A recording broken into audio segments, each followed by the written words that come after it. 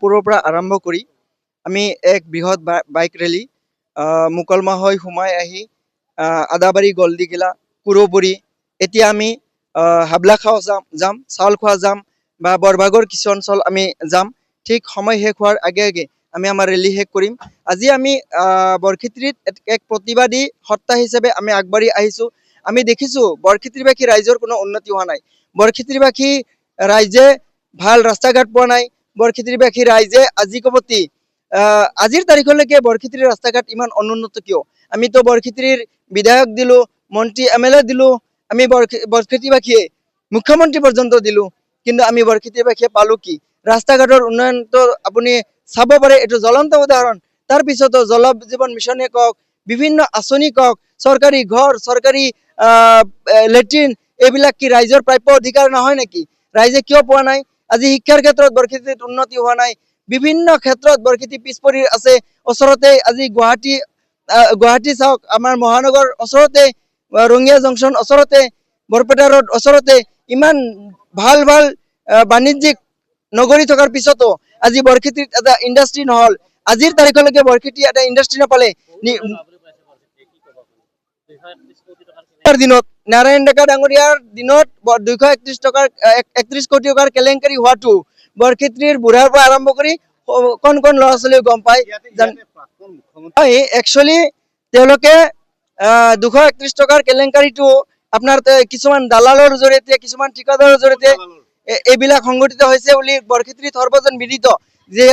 যি দালালৰ জৰিয়তে সংগঠিত হৈছে ৰাইজে বুজিছে সেই দালালসকলক ৰাইজে উচিত শিক্ষা দিব লাগে ৰাইজৰ প্ৰতিবাদ কৰাৰ এটাই সময় থাকে সেই সময়টো হৈছে ভোট দানৰ সময় আমি বৰভাগৰ যিসকলে প্ৰশ্ন কৰিছে তেওঁলোক অন্ধভক্ত আমি বৰভাগত যিমান প্ৰচাৰ চলাইছো আমি বৰভাগৰ যিমান যোৱাকালি আমি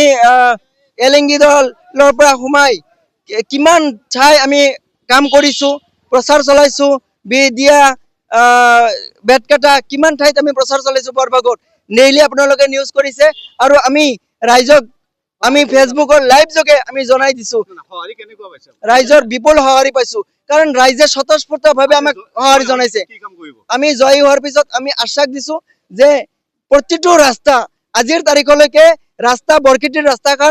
ৰাস্তা ঘাট অসাৰ হৈ আছে আমি প্ৰতিটো ৰাস্তাৰ কাম কৰিম আমি দুখীয়া ৰাইজৰ কাম কৰিম কৃষকসকলৰ কাম কৰিম আৰু চৰঞ্চলৰ ৰাইজ যেতিয়া ওলাই আহিব প্ৰতিটো ঘাট পাৰত এটা এম্বুলেন্স থাকিব লাগিব আৰু আমাৰ চিকিৎসা সেৱাটো ডেভেলপ হ'ব লাগিব আজি যি চিকিৎসা পদ্ধতি গুৱাহাটীত পায় সেই চিকিৎসা পদ্ধতি আমাৰ বৰক্ষেত্ৰীৰ ৰাইজে পাব লাগিব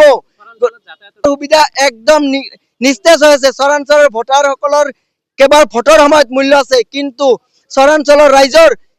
প্ৰত্যেকজন ৰাইজৰ বৰক্ষেত্ৰীৰ প্ৰত্যেকজন ৰাইজৰ ভোটৰ সময়তহে কেৱল মূল্য হিন্দু মুছলমানৰ কথা কয় বিভিন্ন কথা সাম্প্ৰদায়িক মনোভাৱ পোষণ কৰে কথা কয় কিন্তু ভোটৰ সময়ত তেওঁলোকে ভাল বুলাই ৰাইজৰ কাষত বিভিন্ন প্ৰতিশ্ৰুতিৰ বন্যা লৈ আহিল স্বাধীনতাৰ পিছৰ পৰা আজিলৈকে যিমানবাৰ ইলেকশ্যন হল যিমান প্ৰতিশ্ৰুতিৰ বন্যা বৰক্ষেত্ৰীবাসীয়ে পালে সেই প্ৰতিশ্ৰুতিৰ কিমানটা প্ৰতিশ্ৰুতি বৰক্ষেত্ৰীবাসীয়ে পূৰণ দেখিবলৈ পাইছে এটা পূৰণ হোৱা নাই মন্ত্ৰী এটা পাগল মুখ্যমন্ত্ৰী হিটলাৰ মুখ্যমন্ত্ৰী ইতিহাসৰ এজন বৰ্বৰ মুখ্যমন্ত্ৰী আৰু এই মুখ্যমন্ত্ৰীয়ে ভাৰতবৰ্ষৰ অন্য ৰাজ্যত আৰু পৃথিৱীৰ বুকত আমাৰ অসমক লজ্জানত কৰিছে যে এনেকুৱা এজন পাগল মুখ্যমন্ত্ৰী যাৰ জিভাৰ কোনো লেকাম নাই এই বোলে ঠেলালাৰ ৰিক্সাৱালাৰ পৰা 4 টকা 5 টকা হলে 4 টকা ল'বা বিভিন্ন ধৰণৰ কথা আৰু তেওঁলোকৰ মন্ত্ৰী বিধায়কসকলৰো এনে ধৰণৰ কিছুমান কথা কয় যিবিলাক কথা বতৰাই জনসাধাৰণে বুজিবলৈ বাধ্য হৈছে যে এই বিজেপি চৰকাৰ জনসাধাৰণৰ কল্যাণৰ কাৰণে নহয় জুবিন গাৰ্গ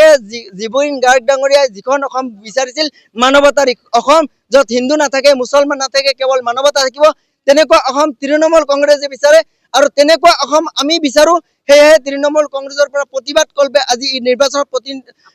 আগবঢ়াইছো